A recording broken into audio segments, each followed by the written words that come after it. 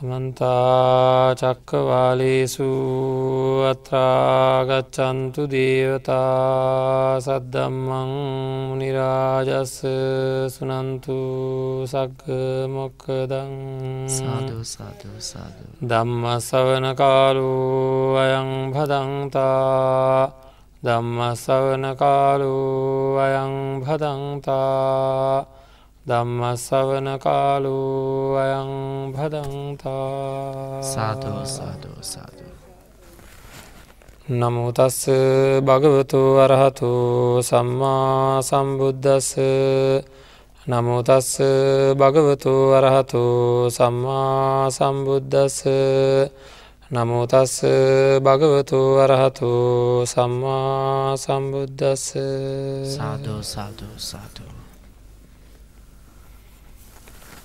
සුදුද්දසං සුනීසුනං යත්ත කාමනිපාතිනං චිත්තං රක්කේත මේදාවී චිත්තං ගුත්තං සුඛාවහංති साधु साधु साधु සදා බුද්ධ සම්පන්න පින්වත්නි සම්මා සම්බුදුරජාණන් වහන්සේ දේශනා කරපු ආකාරයට අපේ මේ ජීවිතය සාර්ථක කරගෙන සසර ජීවිතය සුවපත් කරගෙන උතුම් නිවනින් සැනසීම සඳහා ප්‍රායෝගිකව අපි අපේ ජීවිතය සකස් කරගන්න ඕන ආකාරය පිළිබඳව සාකච්ඡා කෙරෙන ධර්ම දේශනා මාලාව අපි නිවන් මඟ ධර්ම දේශනා මාලාව විදිහට සකස් වෙන්නේ අන්න ඒ ප්‍රායෝගිකව අපි කරගෙන යන වැඩපිළිවෙලයි. බොහෝ ධර්මය ශ්‍රවණය කරා ඒ ධර්මය ශ්‍රවණය කරපු දේවල් අපේ ජීවිතයට එකතු කරගන්න ඕන විදිහ පිළිබඳව දින කිහිපයක් හෝ සාකච්ඡා කළ යුතුයි කියලා තමයි අපි අදහස් කරන්නේ. ඒ අනුව තමයි භාවනාව මොකටද කියලා අපි සාකච්ඡා කරේ. ඒ වගේම මේ දින ටිකේම මෛත්‍රී භාවනාව කොහොමද අපේ ජීවිතයට හරියට එකතු කරගන්නේ කියලා අපි සාකච්ඡා කරා. බොහෝ දේවල් සාකච්ඡා කරා. අද අපිට තියෙන්නේ ඊයේ දවසේ අපි සාකච්ඡා කරා මෛත්‍රී භාවනාවෙන් කොහොමද මෛත්‍රී සිතක් ඇති කරගන්නේ කියලා. අම්මා කෙනෙක් තමන්ගේ දරුවෙකුට තියෙන හැඟීම වගේ දරුවෙක් ගැන තියෙන මිත්‍රත්වය වගේ මිත්‍රත්ව හැඟීමක් මුළු ලෝකයම කෙරෙහි උපදවා ගන්නා ප්‍රායෝගික ක්‍රමයක් අපි සාකච්ඡා කරා. එතකොට ඒකත් එක්ක අපිට තීරණයකට එන්න පුළුවන් වුණා මම වෛර නැත්තෙක් වෙම්වා තරහ නැත්තෙක් වෙම්වා දුක් පීඩා නැත්තෙක් වෙම්වා සුවපත් වූ සිත් ඇත්තෙක් වෙම්වා මේ විදිහට හැඟීම් බරව චේතනාව සහිතව මාමෙන්ම කියලා මාමෙන්ම මට විතරක් නෙවෙයි මගේ නිවසේ සියලු දෙනා වෛර නැත්තෝ වෙත්වා තරහ නැත්තෝ වෙත්වා දුක් පීඩා නැත්තෝ වෙත්වා සුවපත් වූ සිත් ඇත්තෝ වෙත්වා කියන ආකාරයට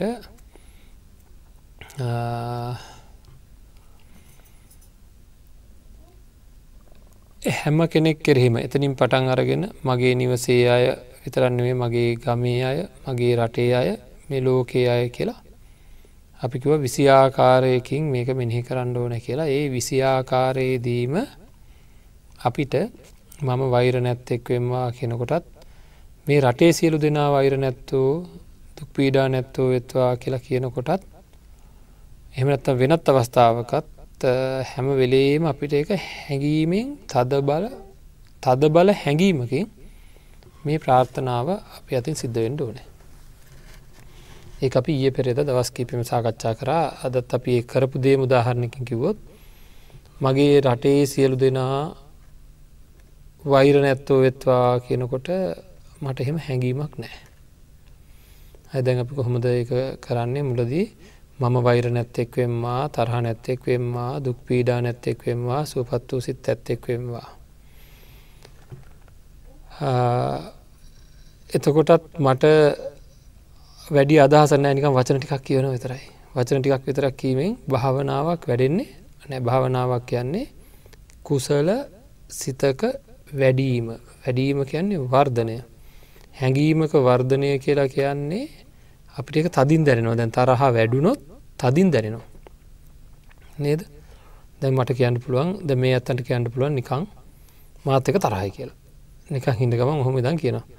ඔබ වහන්සේත් එක්ක අපි තරහයි කියලා. කිව්වට එහෙම තරහ ඇති වෙන්නේ නැහැ. ගොඩාක් තරහ ඇතුළු මෙතන ඉන්නත් බෑ. නේද? ගොඩාක් තරහකාව කියන්නේ එහෙම වුණා නම් මේ කවුරු හරි අනිත් කෙනාට කිය ඔයාලා බණ අහන්න. මං නම් ඔය බණ කියන පැත්ත පළාතේ එන්නේ නැහැ ඕනනම් ඉන්න. තවත් තරහ වැඩි වුණා නම් මග රැකලා ඉන්නත් පුළුවන්.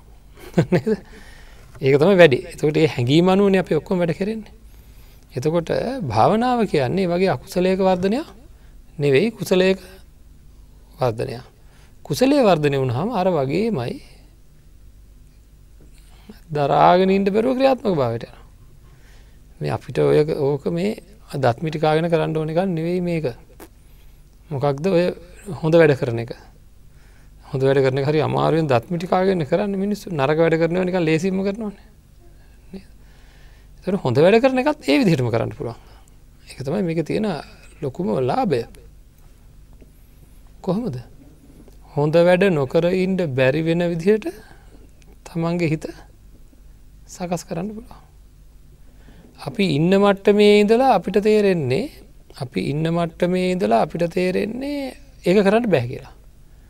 නමුත් ඒ මට්ටමට වැටුණාට පස්සේ ඒක ලේසියෙන්ම කරන්න පුළුවන් බව වැටහෙනවා. උදාහරණයක් විදිහට දැන් ඔය සිල් ආරක්ෂා කරන්න බෑ කියලා අපේ හිතම තමයි සිල් කඩන්න පනින්නේ හැමතැනම. සිල් ආරක්ෂා කරන්න ගියම හරි අමාරුනේ සිල් කඩපු අයට. නේද? දැන් මත්පැන් වලට පුරුදු වෙච්ච අයට මත්පැන් නැතුව බෑ. ලොකු හැඟීමක් වෙනවා මත්පැන් ඕනේ කියලා කොහෙන්ද? තමන්ගේම හිතෙන්. කාමයේ වර්ධව හැසිරෙච්ච අයට ඒව නැතුව බෑ. ලොකු හැඟීමක් එනවා කොහෙන්ද? තමන්ගේම සිතෙන්. එතකොට ඒ හැඟීම වැඩි වෙන්න ඒක ක්‍රියාත්මක භාවයටම යනවා. එතකොට කාලයක් මේක හිමින් චුට්ට අමාරුවෙන් පරිස්සමෙන් හිත රැකගෙන ආරක්ෂා කරගෙන ගියොත් අන්තිමට කඩන්න ගියොත් කඩන්න දෙන්නේ නැති කවුද? තමන්ගේම හිත. නේද? ඊට පස්සේ කඩන්න දෙන්නේ නැහැ. ඒ මොකද ඒකෙන් ලැබෙන සාන්තිය, සුවය, සීලය රැකීමෙන් දැනෙන සතුට, ප්‍රීතිය තමන්ගේ හිත එක සැරයක් හරි භුක්ති විඳොත් ඊට පස්සේ ආ තල්ලු කරන්නේ මේකට. ඕක හරියන්නේ නැහැ. මේ තටු කසල දාලා නැගිට්ටා වගේ අලු හොදගත්තා වගේ නේද? දූවිලි හොදගත්තා වගේ මඩ හොදගත්තා වගේ. හරි සුවදායක තත්වයකට පත්වන මේ ලෝකේ බලන්න මොහොතකට හිතලා අපි මේවා කළ යුතුයම කියලා මම කතා කරන්නේ. හැම කෙනෙක්ම යම්කිසි අමනාපයකින්, ප්‍රශ්නයකින්, පසුතැවිල්ලකින්, වැරදුනා වගේ හැඟීමකින්, ඇති වුණා වගේ හැඟීමකින් නේද? වයස වැඩි වෙන්න පුංචි කාලේ නම් බොහෝම ලස්සන ප්‍රභාසර මුණු තියෙන්නේ. නේද? ඒ කියන්නේ ප්‍රශ්නයක් නැති බව පේනවා පුංචි කාලේ මූණෙන්. නේද? මොකද එන්න නිකන් කලකිරෙන ගානට එන්නේ. නේද? වයසට යන හින්දාමද? ඒපා වෙලා වගේ ඉන්නේ හුඟක් අය. ඇති වෙලා වගේ මහන්සි වගේ ඉන්නේ. නේද? මට බෑ. අයියෝ ආන් එහෙම ඉන්නේ. එහෙම එකක් තියෙනවා ඇතුලේ. මුළු ලෝකෙම මෙහෙමයි කියලා දන්නවා. කොයි දෙන්නද කියන්න බලන්න ගොඩාක් සමීප වෙලා හිත රිද්දව ගන්න නැතුව ඉන්නේ. ඒකෙන් හොයාගත්ත හැකි මේකේ රහස මොකක්ද කියලා. කොයි දෙන්නද කියන්න කොයි කෙනාද කියන්න අපිත් එක්ක ගොඩාක් සමීප වෙලා අපිට හැබැයි හැමදාම හිතෙනවා නෑ අහවලා නම් හොඳ පාටයි එයා නම් කිට්ටුනොත් මට හිත රිද්දන එක නැති වෙයි කියලා. ඇයි මේ එහෙම වෙන්නේ? ගලපන්න බෑ. ඇයි ගලපන්න බැරි? හැම වෙලේම වෙනස් වෙන හින්දා. අද අපි තීරණයක් ගන්නවා චුට්ටක් ගැලපිලා. චුට්ටක් ගැලපිලා තීරණයක් ගන්නවා. හරි අපි එකම විදිහට ඉමු. මොකද මේ ලෝකේ දෙවිදිහකට හිතන්න ගියොත් හරියට රිදෙනවා. නේද? එපා වෙනවා. එහෙනම් අපි අපිට ශක්තියක් වෙන්න අපි එකම විදිහට ඉමු කියලා තීරණයක් ගන්නවා. පොරොන්දු වෙනවා. නේද? ගඟක් පෑදිලා තිනකොට අපි හිතනවාද කවදාකවත් මේ පෑදිලා තියෙන එක ඒ විදිහටම තියෙයි කියලා? කවදාකවත් තියනවද එහෙම? නේද? ආය බොර වෙනවද නැද්ද? ආය මඩ වෙනවද නැද්ද? නේද? කලාතුරකින් පෑදෙනවා. ඒ වගේ කලාතුරකින් පෑදිච්ච වෙලාවක අපි තීරණ ගන්නවා. අපි දෙන්න එකට ඉන්න ඕන අපි එකට වැඩ කරන්න ඕන එකට මෙහෙම වෙන්න ඕන කියලා. හැබැයි ආය ඇවිස්සෙනවමයි. ඒක ලෝකයේ ස්වභාවය. ලෝකේ වෙනස් වෙන බව ලෝකේ මට ඕන හැටියට තියාගන්න බැරි බව නොදැනගෙන මේ ලෝකෙ මිනිස්සු එහෙම තියාගන්න උත්සාහ කරලා බලාපොරොත්තු තියාගෙන ලොකු පීඩනයකට පත් වෙලා. හරි හැමෝම ලොකු හිරිහැරයකට පත් වෙලා ඉන්නේ. බැරි දේ කරන්න පුළුවන් කියලා හිතෙන හින්දා පුළුවන් කියලා දඟලනවා ඒකෙන් ලොකු පීඩාවකට පත් වෙනවා. හැමෝම පරදිනවා. හැමෝම ජීවිතයේ අවසාන කාලේ පෙරදිලා ඉන්නේ. දරුවන්ගේ ආදරේ නැතුව පෙරදිලා. හම්බ කරපු ඒවා හින්දා පෙරදිලා. ලාභ කීර්ති නැති වෙලා පෙරදිලා. හරිද?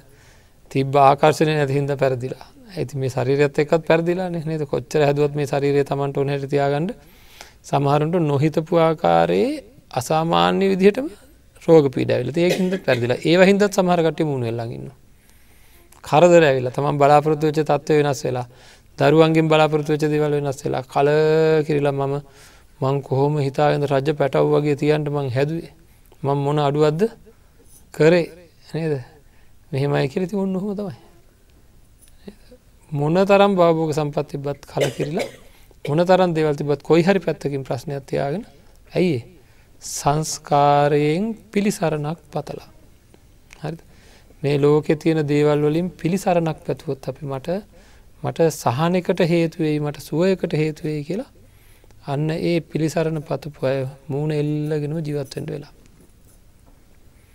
හරි. එහෙම නැති රහතන් වහන්සේ එහෙම නැති පුහුණු කරන අය නේද? ඒවයින් ටික ටිකෙන් අත මිදෙන්න අර වෙහෙස නැති වෙලා පීඩාව නැති වෙලා තරංගය නැති වෙලා නේද? සුවසේ ඉන්නකොට මොකද වෙන්නේ? ඇතුළාන්ත ප්‍රීතිය නැගෙනවා. ඒ හිස් බවත් එක්ක කල්පනා කරන්න ප්‍රාර්ථනා කරන්න දෙයක් නැති හින්දා ඒ හිස් බවත් එක්ක විශාල සුවදායක විශාල ප්‍රීතියක් තමන්ගේ సంతාණයෙන් ඇති වෙනවා. හරි. ඉතින් එවැනි තත්යකට පත් වෙන්න තමයි අපි මේ භාවනා කුසලයන් වර්ධනය කරන්නේ. ඉතින් අන්න එහෙම ලොකු හැඟීමක් එන්න ඕන අපිට. ඒ හැඟීම ඇති කරගන්න ඕනේ. ඒ හැඟීම ඇති කරගන්න මේ බුදුරජාණන් වහන්සේ අපිට මේ පංච උපාදානස්කන්ධයෙන් අත මිදෙන විදිහ පිළිබඳව සියලු දේ දේශනා කරලා තියෙනවා. එක එකක් ගැන තමයි අපි මේ සාකච්ඡා කර ඉන්නේ. මේක ප්‍රායෝගිකයි, ඉතා ප්‍රායෝගිකයි. අපි රවුමේ යනකොට මේ ලෝකේ නොයේකුත් අකුසල හැඟීම් ඇති වෙනවා. අන්න ඒ හැඟීම් වෙනුවට කුසල හැඟීම් ඇති වුණේ නැත්නම් අපි ආයෙසරයක් වරද්ද ගන්නවා. දැන් මේ බලන්න අපේ හිත කොච්චර හදන්න පුළුවන්ද කියලා. දැන් මේ ටික මේ අහගෙන ඉන්න වෙලාවෙම අපිට තියෙන එක එක තියෙන මේ වැරදි හින්දා රිදෙන ස්වභාවය නේද? අපිට ජීවිතේ වරද්දගත්ත හින්දා රිදෙන, දැවෙන, තැවෙන ස්වභාවය අපේට හිටලා මම මේක කියනකොටම හිතුණාද නැද්ද මේ හාමුදුරුවෝ කියන්නේ ඇත්ත තමයි කියලා. නේද? ඇත්ත තමයි කියලා හිතුණාද නැද්ද? ඊළඟට ඒකට කරන්න ඕන දේ කරන්න ඕන තමයි. මං කොච්චරවත් ඉසිකැක්කමට කොට්ට මාරු කරා කියලා හරියන්නේ නැහැ. මං හැමදාම මේක තමයි කරේ. ආන් ඒ වගේ සිතුවිල්ලක් ආවද නැද්ද? නේද? මේක මොනවා කරත් වැඩක් නැහැ කියලා. එතකොට එහෙම ආවනම් ඒ ආපු එක මේ කොච්චර වෙලා තියෙයිද? නේද? ඒ ආපු හැඟීම කොච්චර වෙලා තියෙයිද කියන ප්‍රශ්නේ තියෙනවා. එතකොට හැබැයි තිබුණොත් දිගටම තිබුණොත් මේ පැත්තට යනවා. මේ ටිකට අපේ හිත හැදුනා නම් නේද? සංස්කාරයෙන් අත මිදෙන වැඩ පිළිවෙලකට යන්න ඕනේ කියලා. මේ ලෝකේ අතහැරීමෙන් ලැබෙන සුවය ලබන්න ඕනේ කියලා. මේ ඇලී ගලී වාසය කිරීමෙන් කොච්චර මං දුක් විඳද දැන් මේ වෙනකොට. බැඳීම් හින්දා කොච්චරනම් ඇතුළාන්ත පීඩනයකින් හිටියද? නේද? තවත් ලෑස්ති වෙන්නේ මගේ හිත මොනවා කරන්නද? තවත් බැඳෙන්නමයි හදන්නේ. නේද? තවත් ඉල්ලන්නේ මොනවද? හිත ඉල්ලන්නේ මොනවද? බැඳීම්මයි ඉල්ලන්නේ. නේද? එතකොට තවත් බැඳෙන මේකෙන් අත මිදෙන්න ඔන්න ඔය අතහැරීමේ හැඟීම චේතනාව ප්‍රබලව ඇති වෙන්න ඕනේ. හරිද? අපි බැඳිච්ච තැන් කීපයක් තියෙනවා. මේ ලෝකේ ඉන්න මිනිස්සු අපි කොටස් 4කට බෙදාගෙන. හරිද? කට්ටියක් තමයි අපේ බොහෝම හිතවත් අය. කට්ටියක් තමයි අහිතවත් අය. කට්ටියක් තමයි වෛරී අය. අනිත් අයට කියනවා මැදිහත් කියලා. අපේ හිතේ හැඟීම් උපදින හැටියට අපි මේ ලෝකේ කොටස් 4කට බෙදිලා. කට්ටියක් හිතවත්, කට්ටියක් අහිතවත්, කට්ටියක් වෛරී, තවත් කට්ටියක් මැදිහත් කියන. ඒ කියන්නේ මැදිහත් කියන දේ සාමාන්‍ය ගන්න. මේකෙන් අපේ හිත රවුමේ යනකොට කලබල වෙන්නේ කවුරු ඉස්සරහද කියලා බලන්න පොඩ්ඩක්. ගොඩාක් හිතවත් අය දැක්කහම හිත කලබලයි. නේද? ඒ කියන්නේ හිතවත් කෙනෙක් මට හම්බුණා හිනහ වෙන්නේ නැතුව ගියා ආන් කලබලයි. හිනහ වෙන්නේ නැතුව ගියා නම් කලබලයි. මොකද හිනහ වුන්නේ නැත්තේ අර මේවා. තරහ කෙනෙක් හම්බෙලා හිනහ වෙලා ගියා. හිනහ වෙන්නේ නැතුව ගියා. කලබලයි. වෛරී කෙනෙක් හිනහ වෙලා හරි හිනහ වෙන්නේ නැතුව හරි ගියා. හොඳටම කලබලයි. සාමාන්‍ය අපි අඳුරන්නේ නැති නැත්නම් ඇඳුරුවත් ඒ තරම් ගාණක් නැති මැදිහත් කට්ටියක් ඉන්නේ. ඒ වගේ කෙනෙක් ගියා හිනහ වෙලා හරි හිනහ වෙන්නේ නැතුව හරි. ඉතින් මොකද? හෙල්ලෙන්නේවත් නෑ අපේ හිත. නේද? එහෙනම් කොටස් 4කට බෙදිලාද නැද්ද අපිට අපේ මේ ලෝකේ ඉන්න සියලු මිනිස්සු ටික කොටස් 4කට අපි බෙදාගෙනද නැද්ද? අපේ సంతාණයෙන් කොටස් 4කට බෙදාගෙන තිනවා. එතකොට මෙන්න මේ බෙදිලා තියෙන කොටස් 4 අම්මා කෙනෙක් තමන්ගේ එකම දරුවෙකුට දක්වන කැමැත්ත, ආදරය, මෛත්‍රිය නැත්නම් මිතුරුකම. දරුවෙක් එක්ක හැම වෙලේම මිත්‍රත්වයක් තියෙනවනේ නේද? අන්න ඒ මිත්‍රත්වය වගේ මිත්‍රත්වයක් මුළු ලෝකෙම කෙරෙහි එක ගානට අපේ හිතේ සකස් කරන්න පුළුවන්. එතකොටයි කියන්නේ මෛත්‍රිය වැඩුවා කියලා. සෙල්ලම් වැඩද? නේද? අපි ඒකයි කලින්ම කතා කරේ මෛත්‍රිය කියන්නේ ලේසිම භාවනාවද? හැමෝම කියන්නේ ඉක්මනට මෛත්‍රී භාවනාව වඩන්න කියලා. මෛත්‍රී කියන්නේ ලේසිම භාවනාවද? අමාරුම භාවනාවද? නේද? සංකීර්ණ, ඉතා සංකීර්ණ සංකල්පයක්, ගැඹුරු සංකල්පයක් ඒක. හිතන්න. දැන් අපිට ලොකු යාළුවෙක් ඉන්නවා කියලා හිතන්න. හොඳ යාළුවෙක් ඉන්න යාළුවා දැක්කහම සන්තෝසයි. නේද? ඒකේ ප්‍රායෝගිකත්වය ගැන පොඩ්ඩක් හිතන්න ඕන. දැක්කහම සන්තෝසයි. යාළුවා වැරද්දක් කරොත් නේද? අපි කියන්නේ මොකද ඔය කරගත්තේ? ගිහිල්ලා අහන්න එහෙමයි. වයින් දෙයක් නැහැ. මොනවද ඔය කරගෙන තියන්නේ? නේද? පොඩ්ඩක් මට කියන්න එපා. දැන් ඉතින් අපි මෙහෙම කරමු කියලා. එයාගේ පැත්තට කතා කරන්න. නේද? වෙන කෙනෙක් අපේ යාළුවාගේ වැරද්දක් කතා කරොත් අයියෝ ඉතින් ඔහොම තමයි කාගේ ඇතිනුත් වැරදි වෙනවා කොච්චර තරහ ගන්න දෙයක් නෑනේ කියලා අපේ ඇතුළෙන්ම තියෙන සමාවද නැද්ද? නේද? මම හිතවත් නම් මගේ ඇතුළෙන්ම තියෙන හැම වෙලේම යාළුවා කෙරෙහි සමාව.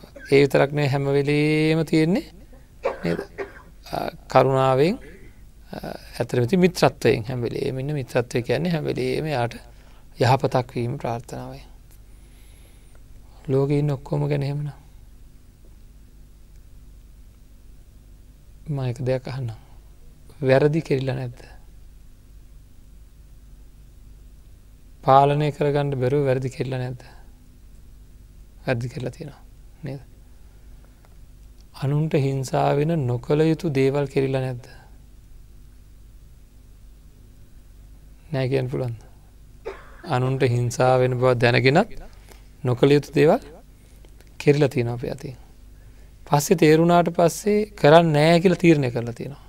හැබැයි ඊට පස්සේ ආයෙ කෙරිලා තියෙනවා නේද? ඒ අපිට පාලනය කරගන්න පුළුවන් ගන්නට අපි අතින් වැරදි කරන එක නවතිනවා. අපි හිතන්නේ ලෝකේ හැමෝම කවුරු වගේ කියලාද? මං වගේ කියලා. මට පුළුවන් නම් ඇයි අනිත් අයට බැරි කියලා හිතනවා නේද? මගේ අතින් වැරදි වෙනකොට මං කියලා නැද්ද ඒ වුණාට? මට ඒක ඔයාලට පුළුවන් වුණාට මට ඒක පාලනය කරගන්න බෑ. අපි වෙලාවට කියන්නේ නැද්ද මං හරි බෝලඳයි නේද? මට හරියට දුක හිතෙනවා පොඩ්ඩක් නැත්තම් ඔයාලට වගේ නෙවෙයි කියලා. නේද? අපේ වාසියට අපි එහෙම හිතනවා. මම එහෙම නම් මට එහෙම නම් මට තේරෙනවන මං ගැන නේද අනිත් අයටත් එහෙමමද නැද්ද නේද තුවාලේ තියෙන කෙනා තමයි තුවාලේ වේදනාව දන්නේ ඒ වගේ මේ ලෝකයේ ඉන්න මිනිස්සුන්ට සමහර ඇත්තන්ට හැම දෙයක්ම ක්‍රියාත්මක භාවයට යන්නේ ඒ අයගේ මානසික තත්ත්වය අනුව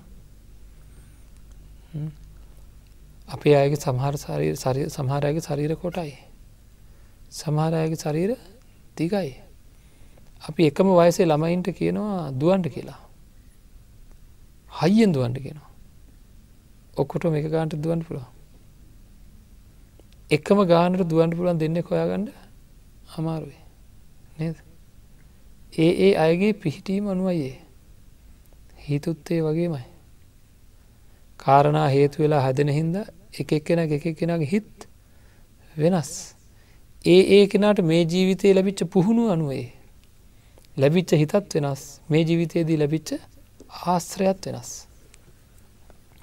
ආශ්‍රය වෙනස් වෙනකොට ඒ කට්ටිය ඒ විදිහට හැදෙන්නේ ඒ හැදිච්ච අය අපිට හිතාගන්න බැරි වැරදි සමහර අය අතින් සිද්ධ වෙනවා හරි අපි අපිට සාපේක්ෂව ඒ කට්ටිය ගැන හිතලා දරුණු තීරණ ගන්නවා ඔය ටික යන්තම් හරි තේරිච්ච අපිට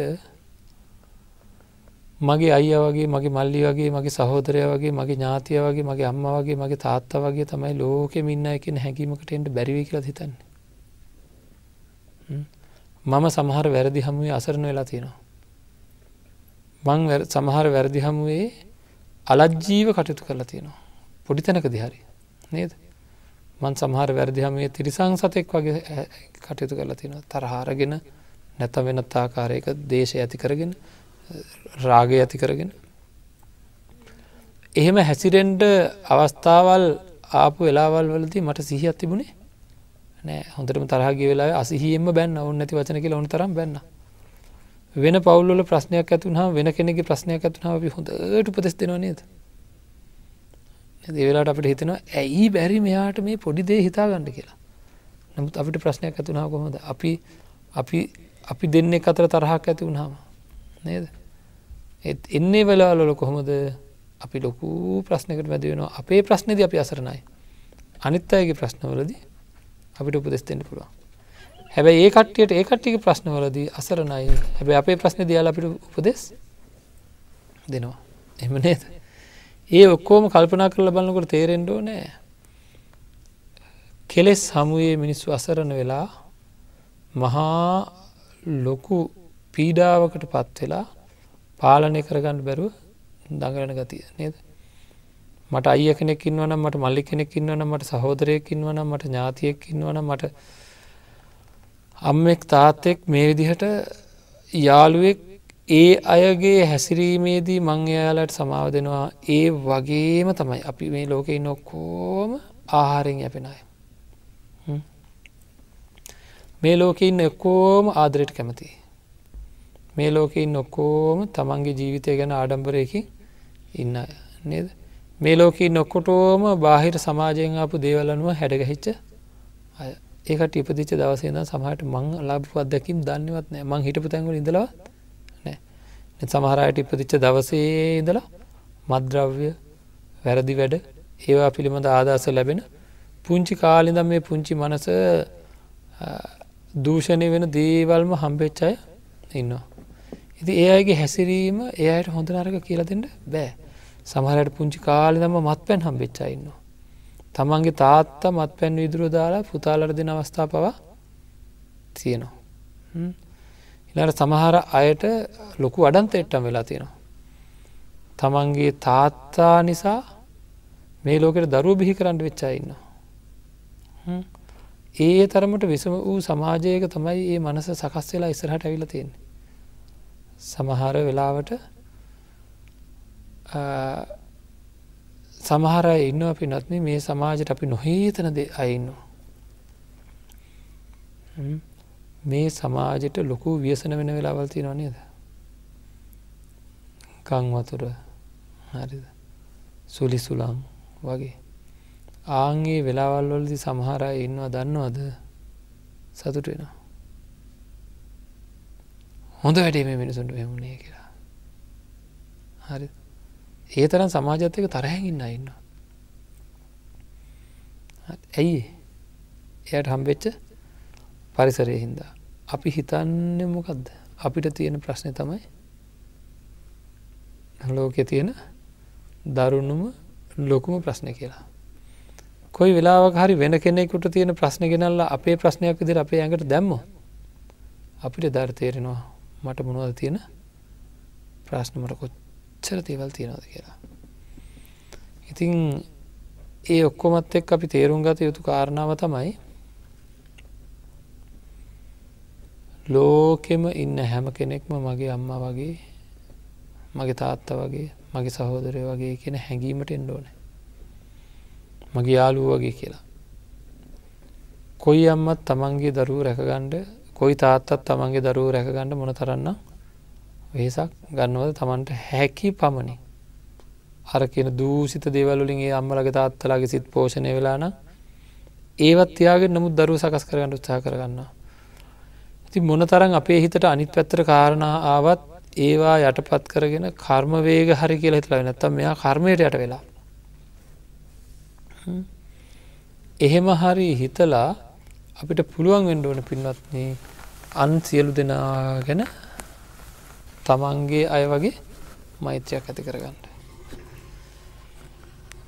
ඒ ගැන ගොඩාක් මෙනෙහි කරපුවාම ලෝකයේ තියෙන යථාභූත ස්වરૂපය ගැන මෙනෙහි කරපුවාම අපිට මෛත්‍රිය ඇති කරගන්න පහසුයි. තියෙන කරදරකාරී තත්ත්වයන් ගැන, සුවපත් නැති සිත් ගැන. ඒකයි මම අපි කලින්ම කතා කරේ. මම වෛර නැත්තෙක් වෙම්වා, තරහ නැත්තෙක් වෙම්වා, දුක් පීඩා කියන්නේ ශාරීරික පීඩා නැත්තෙක් වෙම්වා, සුවපත් වූ සිත් ඇත්තෙක් වෙම්වා කියලා විතරක් නෙවෙයි. මා මෙන්ම මගේ නිවසේ සියලු දෙනා වෛර නැත්තෝ වෙත්වා, තරහ නැත්තෝ වෙත්වා, දුක් පීඩා නැත්තෝ වෙත්වා, සුවපත් වූ සිත් ඇත්තෝ වෙත්වා. මාගේ ගමේ සියලු දෙනා මා මෙන්ම මගේ ගමේ සියලු දෙනා වෛර නැත්තෝ වෙත්වා, තරහ නැත්තෝ වෙත්වා, දුක් පීඩා නැත්තෝ වෙත්වා, සුවපත් වූ සිත් ඇත්තෝ වෙත්වා. මාගේ රටේ සියලු දෙනා මේ හැම වෙලාවකම අපිට මං ඊයේ මතක් කරා හොඳ හැඟීමක් චේතනාවක් උපදින්න ඕන. මගේ රටේ සියලු දෙනා වෛර නැත්තෝ වෙත්වා, තරහ නැත්තෝ වෙත්වා කියනකොට ප්‍රබල චේතනාවක් උපදින්න ඕන. ඉපදුනේ නැත්තම් මොකද කරන්න ඕන? ඊයේ අපි සාකච්ඡා කරා. එහෙම චේතනාව උපදින්නේ නැත්තම් බරට දැනෙන්නේ නැත්තම් රටේ අය වෛරය හින්දා විඳ දුක්, රටේ අය වෛරය හින්දා විඳ දුක්. ඒ කියන්නේ වෛරයේ ආදීනව රටට බලපාපු හැටි. එතකොට ඒ කට්ටිය ඒවා හින්දා වෙච්ච පීඩාව, විඳ දුක් ගොඩ, ඒවට ලැබිච්ච විපාක ඒවා හොඳට මෙනෙහි කරනවා නේද? මිනිස්සු එන කොටා ගන්න හැටි වෛරයේ හින්දා ඊළඟට ඒ කට්ටිය ඔක්කොම අමතක කරලා සමහර තමන්ගේ දරුවෝ විනාශ කරන හැටි නේද? භාර්යාව විනාශ කරන හැටි, කීවතාවක් නම් පවුල් පිටින් වනස ගන්න හැටි, කොටා ගන්න හැටි නේද? කෑ ගහ ගන්න හැටි. ඉතින් මේවාත් එක්ක අපිට තරහා වෛරය කියන එක ගැන ඒවා තියෙන ආදීනව මෙනෙහි කරපුවාම අපිට තේරෙනවා අනේ මේ අහිංසකව ජීවත් වෙන, මැරෙනවා කියලා දැනගෙන මැරෙනවා කියලා මතක් වෙන්නේ නැති ලොකු පීඩාවකින් ජීවත් වෙන මේ මනුස්සයෝ තමන්ගේ ජීවිතය පිළිබඳව තේරුම් ගන්නේ නැතුව ඇතුළාන්ත දැවිලි, තැවිලි, පිච්චිලි සහිතව නේද කොච්චර පීඩාවක් විඳිනවද කියලා හොඳට මෙනෙහි කරපුවාම අන්න මා මෙන්ම රටේ සියලු දෙනා සුවපත් වූ සිත් ඇත්තෝ වෙත්වා කියන ලොකු හැඟීමක් එනවා. මේ විදිහට ඊයේ කතා කරපු ආකාරයට 20 ආකාරයකින්ම හැඟීම් බරව මෙනෙහි කරන්න ඕනේ. එහෙම මෙනෙහි කරනකොට ඊයේත් අපි සාකච්ඡා කරා ගැන මොකක්ද ඇති වෙන අදහස? අර මෙනෙහි කිරීම ඔක්කොම වෙනුවට එක සිතුවිල්ලක් ඇති වෙනවා. මොකද්ද? ලෝකේ සියලු දෙනා කෙරෙහි මිත්‍රත්වයේ සිතුවිල්ලක්. අනේ කිසිම කරදරයක් වෙන්න එපා. කායික පීඩාවක්, මානසික පීඩාවක් කිසියම්ම හෝ සත්වයකට ඇති නොවේවා කියලා ඇතුළාන්ත හැඟීමක්, චේතනාවක්. හරිද? ලෝකේ කිසිම කෙනෙකුට කරදරයක්, හිංසාවක්, පීඩාවක් වෙන්න එපා. කායික හෝ මානසික. එහෙම හැඟීමක් කෙනෙකුට කාත් එක්වත් තරහක් තියනවද? තරහ තියෙනවා නම් අපේ හැම වෙලේම මොකද කිව්වේ ප්‍රාර්ථනාව වෙන්නේ?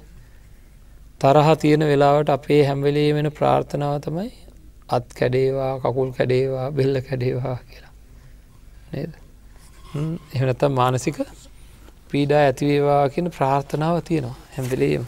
ඒකනේ අපි බයින්නේ තරහ කෙනාට. තරහ කෙනාට මූණට අල්ල බයින්නේ ඇයි? එයාව සැනසෙන්නද? තරහ ගියම තව කෙනෙකුට බයින්නේ ඇයි? සැනසෙන්නද? මම හොත්තට බයිනවා කියලා පරස වචන කියලා බයින මොකද එයාගේ හිත සැනසෙනවනේ එතකොට. එහෙමද නෑ. හිත රිදෙන්න බයින්නේ. ඊළඟට ගහන්නේ ඇයි? කය රිදෙන්න. එහෙනම් තරහ ඇති වුණාට පස්සේ අපි ගහන්නේ බයිනකෙම තේරුම් ගන්න පුළුවන් තරහත් එක්ක තියෙන්නේ මොකද්ද? අර වගේ හැඟීමක්. දැන් ඒ ඔක්කොම අයින් වෙලා ප්‍රබලව මට හැඟීමක් ඇති වෙනවා ප්‍රායෝගිකව මේක කරන්න පුළුවන්. ඊයේ පෙර දවස්වල අපි සාකච්ඡා කරපු කරුණුත් එක්ක බලනකොට ප්‍රබල හැඟීමක් ඇති කරගන්න පුළුවන්. මේ ලෝකයේ සියලු දෙනා වෛර නැත්තෝ වෙත්වා, තරහ නැත්තෝ වෙත්වා, දුක් පීඩා නැත්තෝ වෙත්වා, සුවපත් වූ සිත ඇත්තෝ වෙත්වා කියලා හැමෝම කෙරෙහි එක හැඟීමක්. මේක ඇත්තටම ඔය හතරම වෙනුවට එන එක හැඟීමක්. මම මේක ඔප්පු කරලා පෙන්නන්නම්. අපේ දරුවෙක් කෙරෙහි තමන්ගේ අම්මෙකුට වෛර නැත්තෙක් වෙත්වා කියලා වචනෙන් කියන සිරිතක් තියෙනවද? සාමාන්‍යයෙන් කියන අවස්ථා තියෙනවද? තරහ නැත්තෙක් වෙන්න අනේ මගේ පුතා තරහ නැත්තෙක් වෙන්න ඕනේ. කායික පීඩා නැත්තෙක් වෙන්න ඕනේ. කායික පීඩා නැත්තෙක් වෙන්න ඕනේ කියලා අපි කියනවද? නැත්නම් අපිට ඒ අදහස තියෙනවද? හැම වෙලේම අපි වචනෙන් කියන්නේ නැහැ නේද? කිව්වේ නැතුණාට ඒ ප්‍රාර්ථනාව ඒ අදහස යාළුවා කෙරෙහි තියෙනවා නේද? නේද? කායික පීඩා එයාට මානසික පීඩාවක් කවදාකවත් වෙන්න එපා කියලා. ඒක හැඟීමක්. අන්න එහෙම හැඟීමක් සියලුම සත්වයෝ කෙරෙහි අපිට ඇති වෙන්න ඕනේ. අන්න ඒ හැඟීම ඇති වුණාට පස්සේ ඒ කියන්නේ ඒක ওই වචන ටික වාක්‍ය ටික ඔක්කොම ගිලිහිලා එක හැඟීමක් එනවා අපිට. වෛර නැත්තෝ වෙත්වා, තරහ නැත්තෝ වෙත්වා කියන ඔක්කොම එකට තියෙන එක හැඟීමක් එනවා. අන්න ඒ හැඟීම ආපුවාම අපි දැනගන්නවා මේක තමයි මෛත්‍රී හැඟීම කියලා. දැන් කරන්න තියෙන්නේ ඒක පිරික්සන එකයි. ඒක හරිද කියලා. හොඳට මේ ප්‍රබල වේ හැඟීම ආවට පස්සේ ලෝකෙම ගැන මම මොකද කරන්නේ? හිමින් මගේ තරහකාරයා පොඩ්ඩක් අරමුණු කරනවා. දැන් ඔන්න අරමුණු කරනවා. මම කලින් කිව්වනේ අරමුණු කරන්නේ නැහැ කියලා. හරි ඊයේ පෙරේද අපි සාකච්ඡා කරද්දී කිව්වා තරහකාරයාව අරමුණු කරන්නේ නැහැ. දැන් ලිස්සල ආවේ මෙච්චර වෙලා. හරි දැන් මං හොඳ ශක්තිමත් මෛත්‍රීකාරයෙක්. හරිද? තරහකාරයෙක් නෙවෙයි මෛත්‍රීකාරයෙක් වෙලා දැන් මොකද කරන්නේ? මගේ අතීත තරහ කෙනෙක්ව මේ මතක් කරනවා. අරමුණු කරනවා. අරමුණු කරනකොට අර වැඩිච්ච මෛත්‍රිය නඩුවෙන් පටන් ගත්තා. හැබැයි තරහ යන්නේ තරහ යන්නේ හැඟීම අඩුයි. දන්නව නේද හැඟීම අඩුයි කියන්නේ මොකද්ද කියලා දන්නව නේද? අපි ඉස්සෙල්ලා කතා කරන්නේ නේද? හරි. දැන් මොකද කරන්නේ? එහෙනම් මගේ ජීවිතයේ මේ ලෝකයේ ඉන්න වෛරී තරහා හිතවත් කියන සීමා කැඩිලා නෑ. තාම මගේ මෛත්‍රිය තුල ඒ සීමා තියෙනවා. ඊට පස්සේ මම මට ගොඩාක් ආදරය කරන කෙනෙක් පොඩ්ඩක් මතක් කරනවා. දැන් මෛත්‍රියෙන් හිත පිටලා තියෙන වෙලාව ආදරය කරන කෙනෙක් මතක් කරන මොකද වෙන්නේ? ඒ හැඟීම වැඩි වෙනවා. මේ අපේ හිත දිහා බලාගෙන මේ අඩු වැඩි වීම මේ සංස්කාරයන් නේද චේතනාවල් වල අඩු වැඩි වී පිරික්සනවා. හරි? දැන් මොකද උනේ?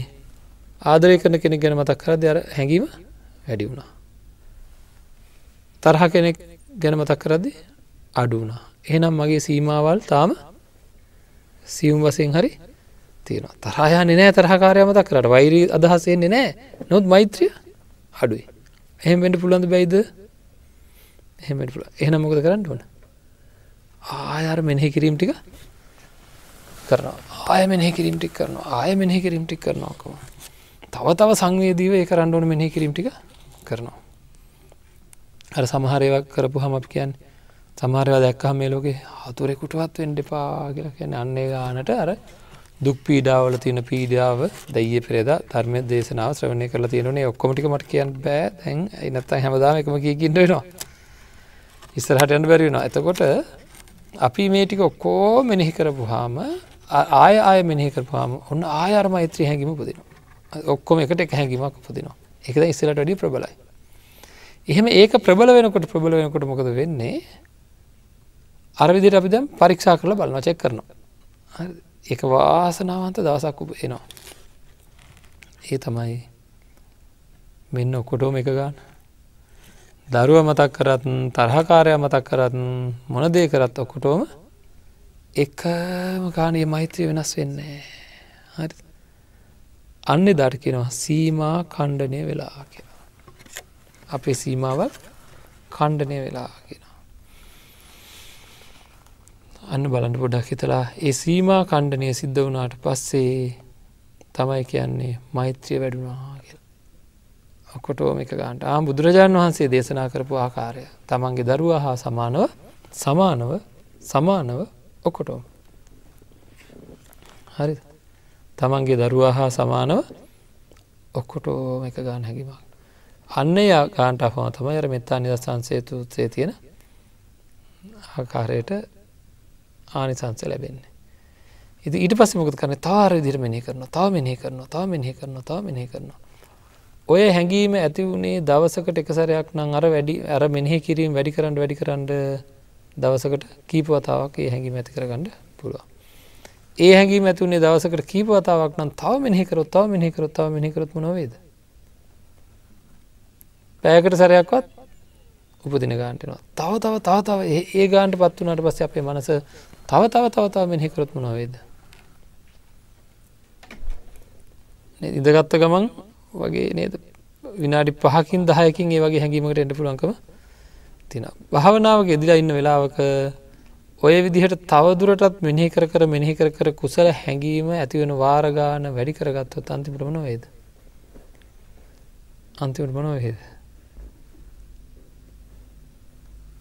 කරන කෙනාට ඒ මෛත්‍රී හැඟීම විතරක් ඉතුරු වෙලා වෙන මොකුත් හිතට එන්නේ නැතු වෙනවා. හරිද? ක්‍රමානුකූලව ටික අනිත් ඒවා අයින් වෙලා මේක විතරක් හිතේ නැගෙනවා. හරිද? අන්නේ අවස්ථාවට කියනවා අප්පනා ව්‍යප්පනා චේතසෝ අබිනිරෝපණා කියලා. හරිද?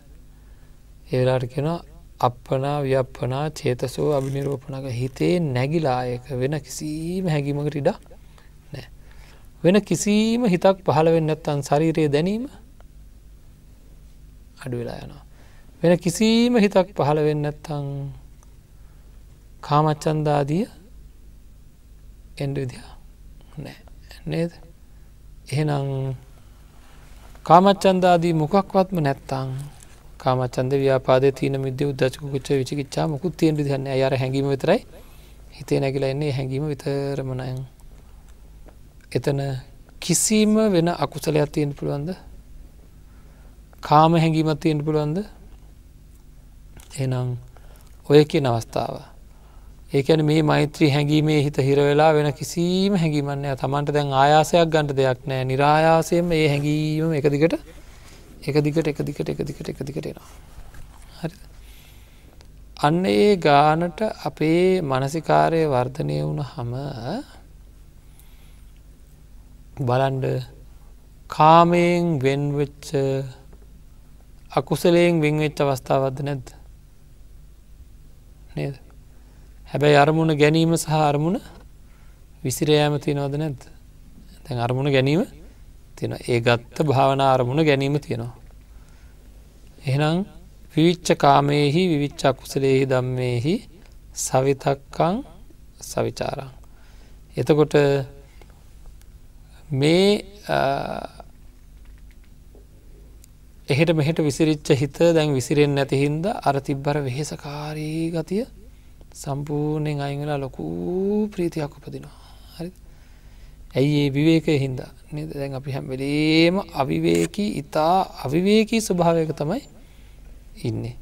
ඒතකොට ඒ අවිවේකයේ අතහැරිලා විවේකයේ උපදිනවා. හරිද? අන්න ඒ විවේකයේ හින්දා විශාල ප්‍රීතියක්. විවේකජං ප්‍රීති සුඛං. හරිද? කය සංසිද්ධිත හින්දා විශාල සැපයකුත් සිත සංසිද්ධිත හින්දා විශාල ප්‍රීතියකුත් උපදිනවා විවේකය නිසා.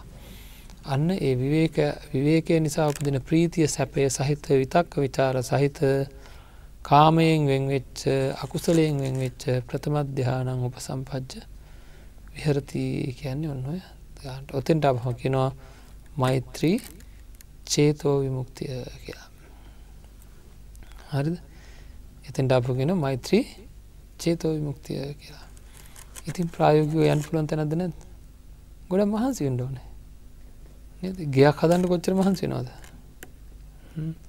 ජීවිතේ ගොඩ දේවල් වලට ගොඩ මහන්සි වෙනවා. මේවටත් අකණ්ඩව මහන්සි වෙන Tamanට ඒකෙන් තැනට යන්න පුළුවන්කම තියෙනවා. කිසිම කෙනෙකුට බැරි කමක් නැහැ එතෙන්ට යන්න. හොඳයි.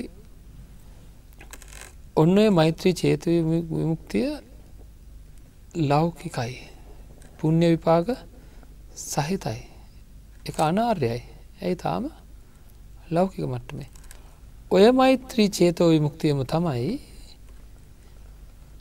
ආර්ය අෂ්ටාංගික මාර්ගය අනිත් පැති ටිකත් අපි වර්ධනය කරනවා. ඔය 7න් 8න් එකක්නේ නේද?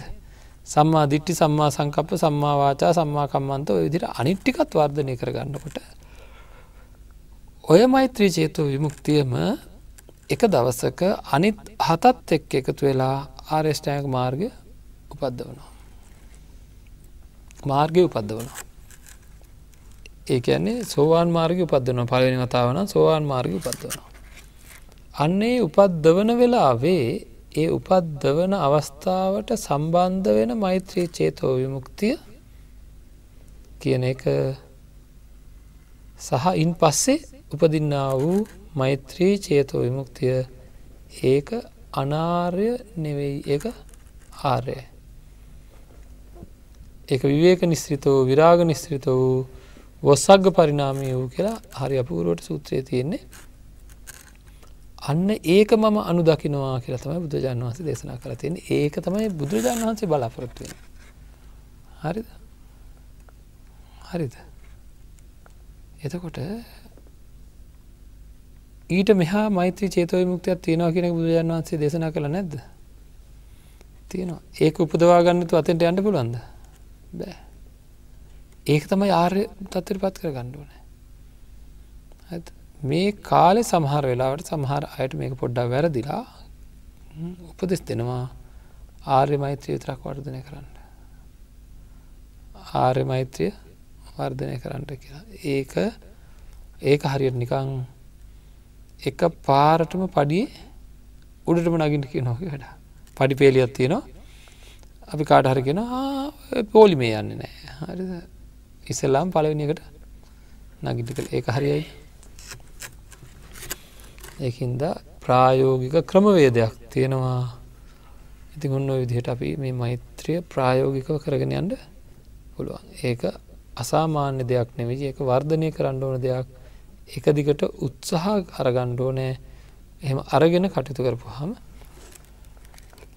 පහසුවෙන් ක්‍රමානුකූලව මේ අවශ්‍ය කරන ඉලක්කයට යන්න පුළුවන්කම තියෙනවා. බුදුරජාණන් වහන්සේ දේශනා කරපු ධර්මය අපිට ඉතා ප්‍රායෝගික ධර්මයක්. ඒක සඳහා කළ යුතු දේ නොකළ යුතු දේ තේරුම් අරගෙන මේ ධර්මයේ ශ්‍රවණය කිරීමම එවැනි මානසිකත්වයක් මම මේ ජීවිතේ ඉන්නකොට මට ධ්‍යානලාභියෙක් බවට පත් වෙන්න. ඇයි බැරි නේද? එතෙන්ට පත් වුණා කියලා විවාහයක් ජීවිතයක් ගෙවන්න බැයිද? පුළුවන්. එතෙන්ට පත් වුණා කියලා සාමාන්‍ය ජීවිතය අරගෙන යන්න බැයිද? පුළුවන්කම තියෙනවා. නේද? එතකොට අපි තේරුම් ගත යුතු තියෙනවා මේ තත්ත්වයට අපිට පත් වෙන්න පුළුවන්කම තියෙනවා. ඉතින් ඒකින්ද අද දවසේ අපි බොහෝ කාරණා සාකච්ඡා කරා. අද දවසේ නිවසේ ඉඳලා මේ ධර්මය ශ්‍රවණය කරපු මේ පින්වන්ත අයට ඒ ධර්මය තමන්ගේ නිවසට අරගෙන ආවේ මේ මැදිරියට ඇවිල්ලා ධර්ම දානමය පුණ්‍ය කර්මය සිද්ධ කරන්න ධර්මය ශ්‍රවණය කරපු මේ පින්වන්ත පිරිසගේ අනුග්‍රහයෙන් දායකත්වයෙන්. ඒකද මේ පින්වන්ත අය වෙනුවෙන් අපි ප්‍රාර්ථනා කරනවා අධිෂ්ඨාන කරනවා ඒ ධර්ම දානමය පුණ්‍ය කර්මය මේ පින්වන්ත අයට උතුම් නිර්වාණ අවබෝධය සඳහාම වේවා කියලා ප්‍රාර්ථනා කරනවා අධිෂ්ඨාන කරනවා. ආකාසට්ටා චුම්මට්ටා දේවා නාග මහිද්దికා පුඤ්ඤන්තං අනුමෝදිත්වා චිරං රක්ඛන්තු ශාසනං චිරං රක්ඛන්තු දේශනං චිරං රක්ඛන්තු මං පරන්ති.